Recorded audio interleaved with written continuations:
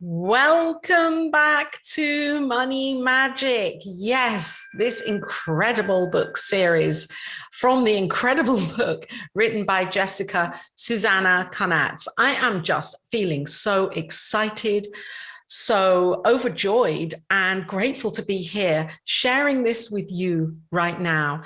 Center for Spiritual Living, Greater Las Vegas. It's wonderful to be connecting with you in this way. Reverend Laura Hallett, thank you for your amazing invitation to come into this space and to share this book. And the invitation really was extended to me to look at my own idea of money and what that means for me, because how can I read this book and not be inspired or not be motivated to delve into my own beliefs and ideas and concepts of what money truly means for me. And I am knowing that over the last 3 weeks that this has inspired you too to take a deeper dive in to money, what it really, really, really means. And this is week 4. Last week, it feels like yesterday, last week, we unraveled, or I worked through chapters 4 and 5 and just shared really the idea of these obstacles that are seemingly in the way, almost as if there's a bridge or there's one piece of, standing on one side of the terrain, wanting to get to the other side and believing that there's no bridge. Well, of course there's a bridge. Oh, and in our teaching, we know that this bridge is the divine. This bridge is God, and this bridge is faith. And our faith in is so important. The faith of God, for us to have the faith of a mustard seed. This is what it is that's going to open our hearts to stepping into the unknown, to being who we truly seek to be. It means that we're being called to say, okay, I'm going to do the work and I'm going to trust and have this faith that there is something else here, right now, that's greater than all, that's going to support me through it. And of course, this is happening. And action is so important. Action is so important, action steps. And as we move through into the book, into these final 2 chapters here, Jessica talks about action steps, because unless we're taking the action, we can sit and all day long. We can know the truth. And often doing that is action. Often doing that is an action step. However, we are also called to take external action, inspired action. So we meditate, we use spiritual practices, and Jessica has covered many of these throughout the book, and mindfulness techniques and these amazing ways that we can open up to our own divinity with the breath and asking these questions to ourselves and visioning and tuning in. And then we're being called to take action. So as we move into this week, we're going to talk a little about this action and what it really, really looks like. Week 4 is about deepening our practice and doing it anyway. Feel the fear and do it anyway. Feel the faith and do it anyway. I love that. And I will share that, yes, I was living in a Buddhist temple over 20 years ago for around, I was in and out of there for a couple of months living there. And there were these posts in the garden that kept cropping up, and one day one of them I walked past and it said there's no such thing as a free lunch. Well, at that time I didn't quite, it didn't quite align. I didn't quite get it. I did on some level, but not fully. Now I do more fully. We are being invited to reach out first, to be the ones to step first, to take the action, and then of course life meets us where we are. So Jessica recommends that these tools that she's talking about, these actions that we can take, the tools, the practices that she's uncovering here, and then I'm just going to talk through them, She's recommending that we use the last chapter of the book that really is the unraveling of the obstacles. And this is, I've done this, I've kind of written them all out on pieces of paper, put them on the floor. And then I went into this chapter and wrote out all of the tools, because she's recommending that we match the tools to the obstacles. And I believe this is a divinely guided, intuitive process. Throughout this book, what I love about this book is that throughout it, she is talking about this holistic approach where we cannot pull out our emotions and say that emotions are not a part of our understanding of what money is. And so we are being really called to know these emotions, to befriend them and to dissolve them, and to allow ourselves to feel the feeling, to truly feel the feeling. And these are the tools that we can use, that she is recommending and suggesting, to bring us closer to that knowing of who we are.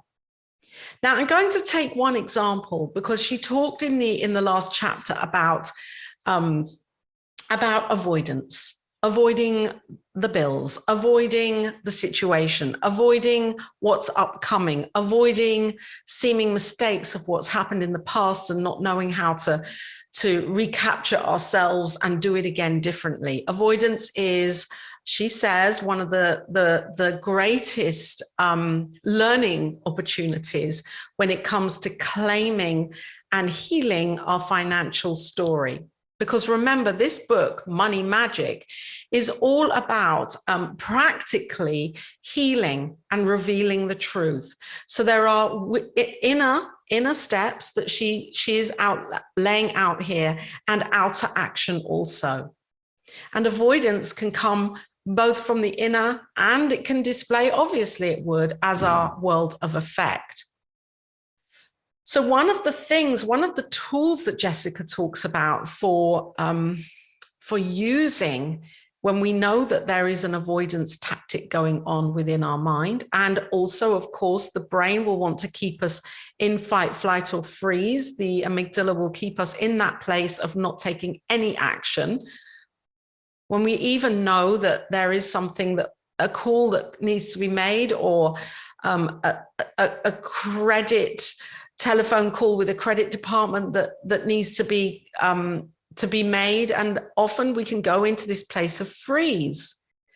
And what she talks about, which I absolutely think is so powerful, is cultivating financial intimacy. Because from this place, we can't avoid anything. If we fall in love with the story, with the new story, with the situation, if we are fully accepting and allowing and acknowledging of it, if there's an intimacy and a desire to make things different, or to create things differently, or to do things differently, because we cannot expect a different result with the same course of action. There has to be a shift somewhere within us, where we say, okay, I'm looking at this and I'm going to do it differently. I'm going to know it differently, and I'm going to set my intentions differently. And the intention that she's talking about is intimacy. Financial intimacy is the antidote for avoidance. So she says, we all know there's a huge difference in friends we talk to every day and friends we catch up with only every 6 months. So let's think about money as a friend. If we're only looking at the bank account, or into our bank details once every few weeks, and we're avoiding the situation, then we're not having a full-on open rapport with what is going on. And then we wonder why. Oh, this direct debit has come out. Oh, this standing order has come out, and I didn't expect it, because we're blinkered. So I know that when I'm fully present and in the moment, and every day looking and seeing and understanding and taking responsibility for what I have created and what I am to create, that money shows up, and the situation, I feel in control, even if I don't like it. I feel I have a grasp on it. I feel that I can make choices and decisions without then having a big surprise a few weeks later. So she really wants us to get intimate and to embrace financial literacy, to understand what the financial terminology means so that we can use it. We are adults, and we've been to school, and we weren't taught this at school necessarily. And many of us certainly didn't go and do an accountancy or bookkeeping class or course for ourselves. And so we can take responsibility to learn the terminology, to understand what certain things mean, and how we can embrace and increase our financial savvy and mojo so that we can take charge. We can be that agency of change that she talks about all of the time. Of course, this is an emotional process, and we have to allow for the emotions to rise and to have a great conversation with them and allow those emotions to be the leaders of our lives, because they're the guidance system as far as this is concerned. And the moment we pretend that everything's okay, even when it isn't, we're just bypassing our humanness and bypassing the whole financial state of affairs that ultimately we have created. And that's not to say that we are responsible for institutional financial decisions, or that we are responsible for cultural, social, socio-economic status of our countries and continents. No, what we're in charge of is the way that we feel and the way that we're going about our everyday moment by moment experience of money and what it means for us in our lives. If we're in love with money, not because of money's sake, but because we know that money is here to actually allow us, to assist us to grow and expand and to be used in very, very great ways for our lives and for the lives of others too. Not to hide from it or be ashamed of it, to look at that shame piece and do the work. So the tools go on, and I'm going to run through them, and I'm not going to delve into each and every one because there are many, many tools. And the book, if you have the book, will definitely be an asset for you, because you can then get very deep with what your obstacles are and match those obstacles with tools that resonate and feel good for you to do the inner work and the outer work. Building financial self-esteem.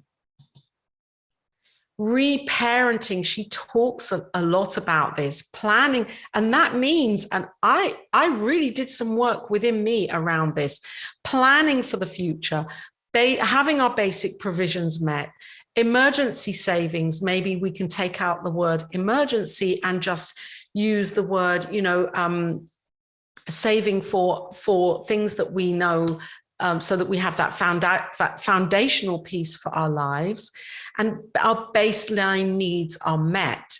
So this is reparenting. This is, come on, let's get the mini me in here, this inner child, this young person that's within here, and be the one that we're going to take care of ourselves.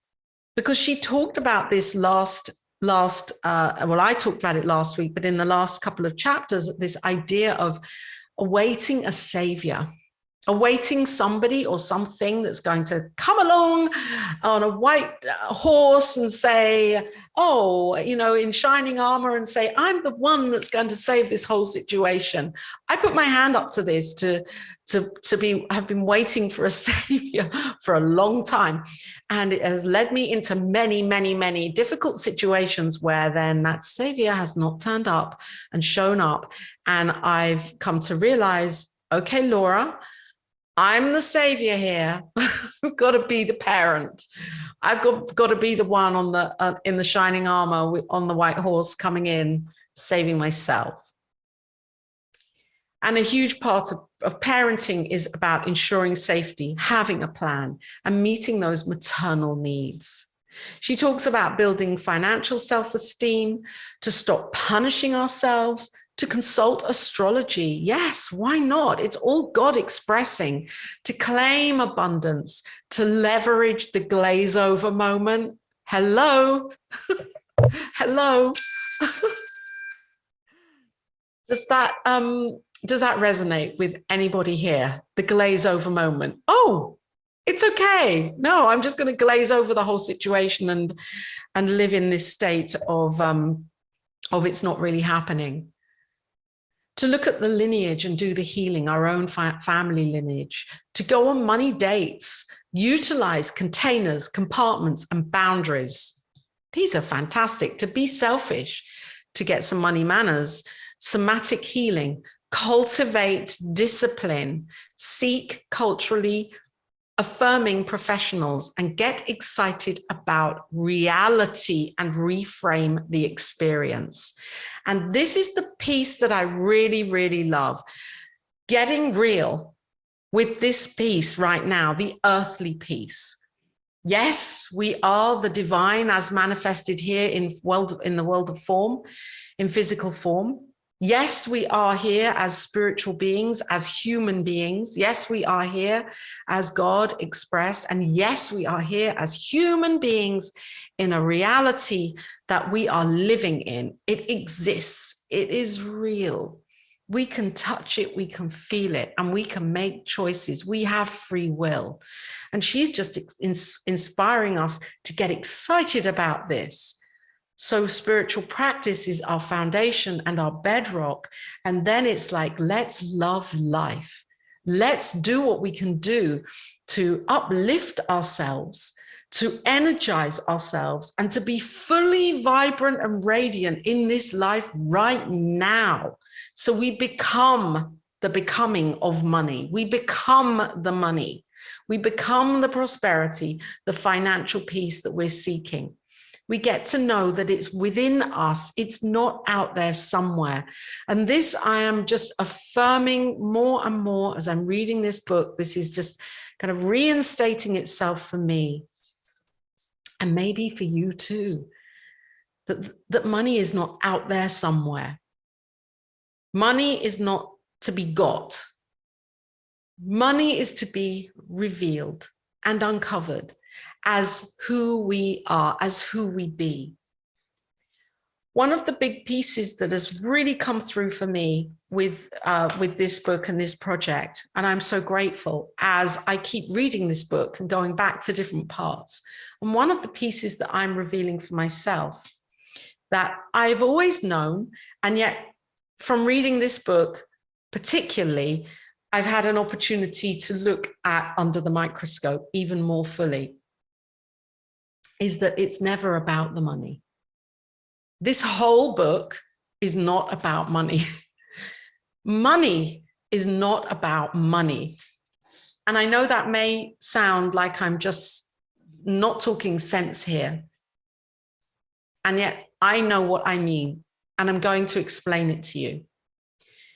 Money is an exchange for something that we would like in our lives, something that we need for our lives, whatever it may be. And money is the way that we can say, okay, I have this and you can give me that. So if we're feeling that we are not in experience of money in our lives, particularly from these two chapters, chapter 5 and chapter 6 of this book, what I believe is that we have an idea of separation. There's a universal idea of not enoughness. I'm not good enough. There is not enough. And I can't be enough. And money is allowing us to do the work, to use the tools, to build the bridge, to dissolve the idea of separation. Because it is the idea of separation and that we are not whole, perfect, and complete that is bringing us to doing the work to know oneness. And when we have done this, we are the most prosperous that we could ever, ever, ever wish to be for our lives. And the floodgates open. So I see that where Jessica is taking us is that she is allowing us to be human spiritual detectives for our lives and for our money arena, and to really do the work which in Science of Mind and in New Thought would be to pray, to know the truth, to tithe, to do all of the things that are absolutely beneficial, powerful, and necessary so that we open up and expand in our awareness of who we truly are and be. And this book does this from a human perspective, and this is what she's offering. Are the tools that we can use for everyday practical living, for the obstacles that are definitely there. And when I ran through those obstacles for me and I read them out to my partner, Jason, we were both saying, yeah, that's me. That's me. Oh, that used to be me. And that one's me now. There's always something, because we are eternal beings. We're here on an eternal journey, and it's going to take time to work through these things. I don't think that it's ever a quick fix, one and done. And yet we begin somewhere. We begin by realizing the obstacles, and we begin by then saying, yes, I am taking responsibility and I'm going to use the tools.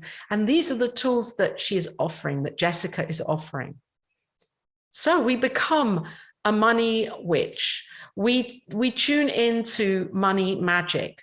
We believe then that our lives change because a miracle has happened, or because things are suddenly looking good and life is saying yes, yes, yes, yes, yes. And so I must be really good at manifesting, or I must have done something good to deserve this. And it isn't that at all. What it is that as we do the work, we open up to that greater idea of who we truly be.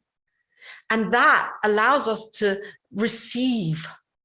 We become more receptive for the good that is already here. This is so exciting. This is so exciting. Let's take a breath, because I want to keep this within a certain timeline, as I know that we all have busy lives. And yet I do want to just get to the end piece of this book for right now, because she talks a lot in the final chapter about the idea of making mistakes, and that mistakes aren't, there's no such thing as a mistake, that we need to keep going and keep doing.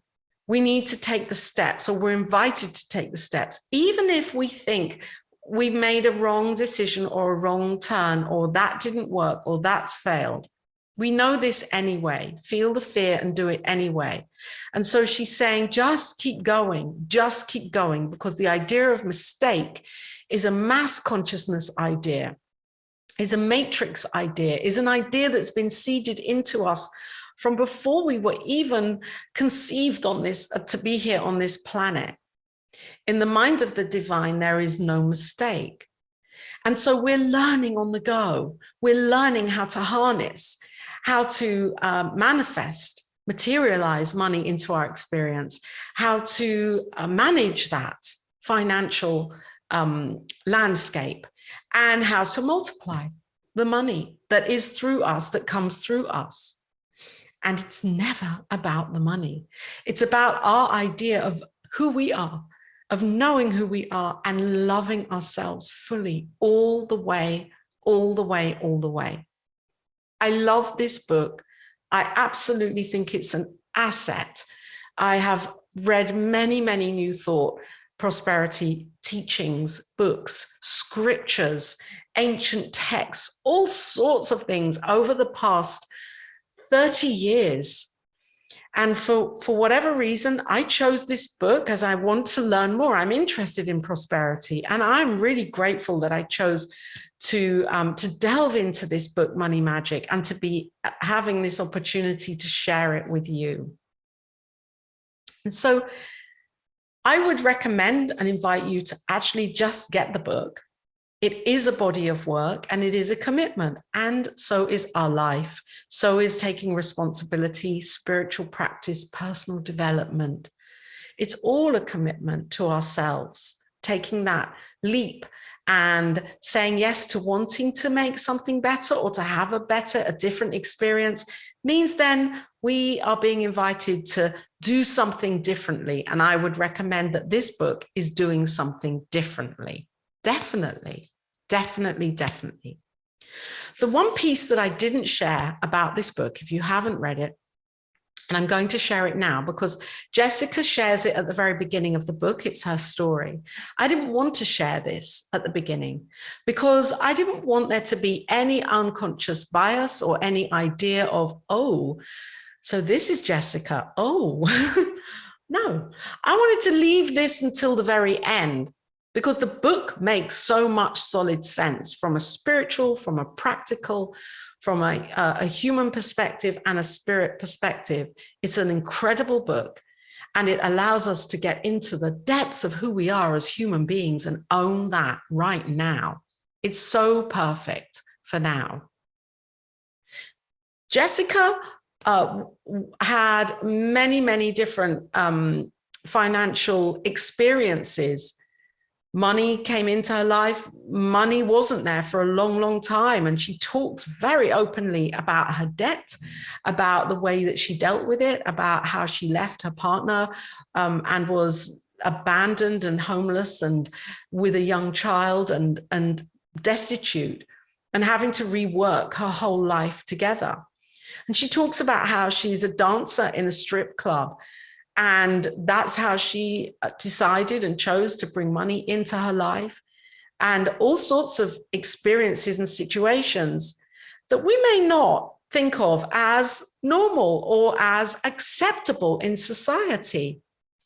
And what is so fantastic about her openness is that she's saying, this is just another expression. I'm a human. I'm a unique expression of the divine as a human being showing up and sharing my story as love.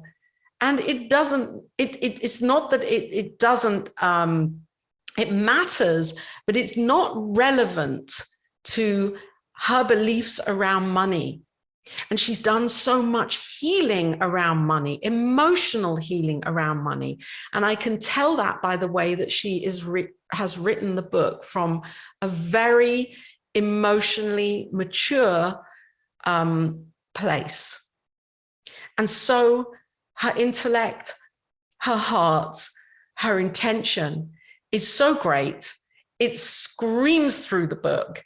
And it's a massive invitation for us to get real about money and what it is and what it isn't, and who we are in the becoming of our financial arena, who we are as we become financially free, how we navigate that, how we connect, how we commune, how we love ourselves, how we honor ourselves, how we look at society, how we can work through those unbiased, subconscious, or even conscious beliefs that we have, how we can come to a place of harmony and unity within ourselves, which is so much more important, so much more vital than the numbers in our bank accounts.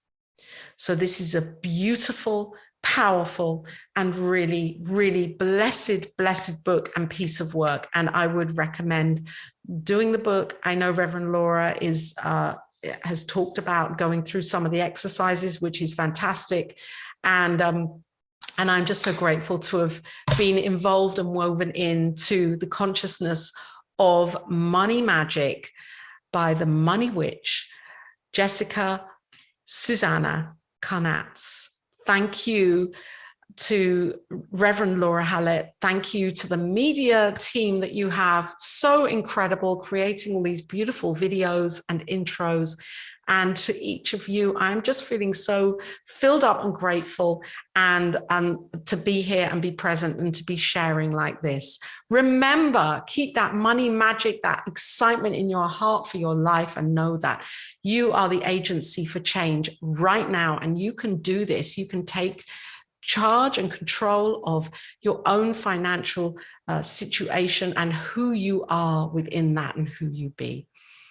Prosperous, prosperous love and blessings to you all.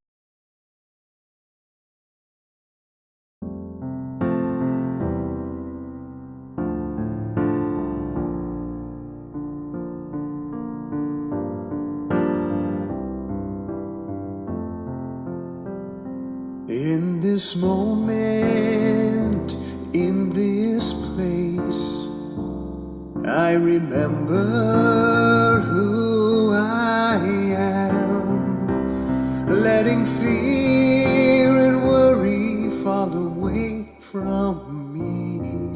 I open my eyes and see there is only there is only love, love that heals, love that sets us free. There is only love. When I lose myself, when it seems I've lost my way, when I go inside and I quiet my mind, I can hear Spirit gently say, there is only love, there is only love that heals, love that sets us free. There is only love.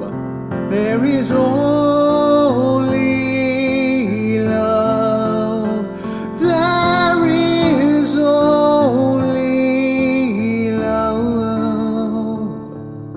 Love that heals, love that sets us free. There is only love. There is only love. There is only love. Here at Center for Spiritual Living Greater Las Vegas, we are a mission and vision-driven community.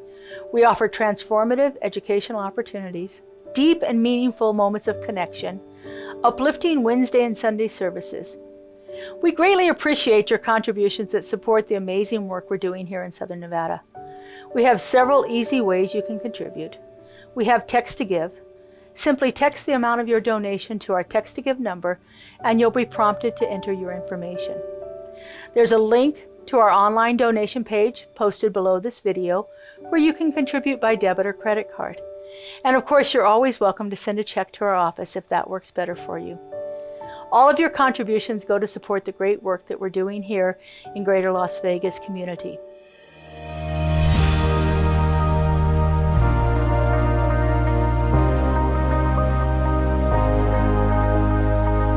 The monthly publication, Science of Mind magazine, is a treasure to be read and contemplated.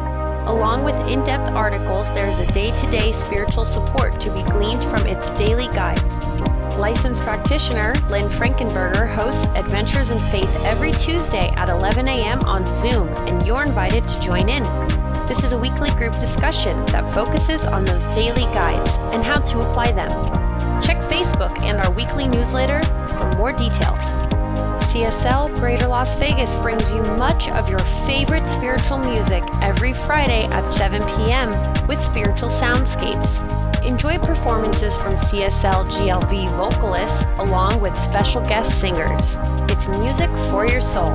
Subscribe to the CSLGLV YouTube channel to get a convenient link sent to you for each musical performance. At CSL Greater Las Vegas, it is our mission to inspire spiritual discovery through community connection, exploration, and celebration. This mission supports the all-inclusive vision of Centers for Spiritual Living worldwide, in which we envision a world that works for everyone and all of creation.